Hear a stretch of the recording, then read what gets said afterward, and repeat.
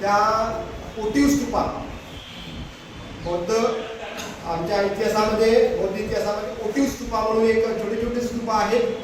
हे कोटीव स्तूपा काही राजे महाराजे मन्नत मागत होते किंवा काही त्यांच्या इच्छानुसार घासून ते त्याला शिवलिंगाचं असं स्वरूप देण्यात आलं आणि त्या ठिकाणी ठेवलेलं आहे. काही दिसत नाहीये, पण त्या ठिकाणी सपशेलपणे ज्या बुद्ध मूर्त्या दाखवलेल्या आहेत, आपण सर्वांनी बघितलं असेल सोशल मीडियाच्या माध्यमातून. या जे बुद्ध मूर्त्या ह्या पंच पांडव आहेत, शहादेव आहेत, नकुल आहे, अर्जुन आहे, अशा प्रकारचं मांडणी करताना दिसत आहे.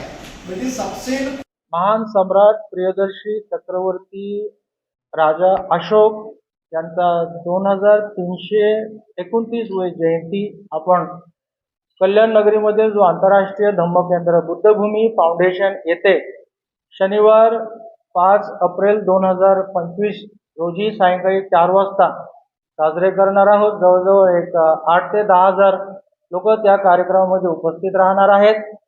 बुद्धगया महाबोधी महाविहार मुक्ती आंदोलनाला अनुसरून मुक्ती आंदोलनाचे प्रमुख संयोजक क्रांतिकारी बौद्ध भिक्षू भंते विनाचार्य या कार्यक्रमामध्ये प्रमुख उपदेशक म्हणून संबोधन करणार आहेत.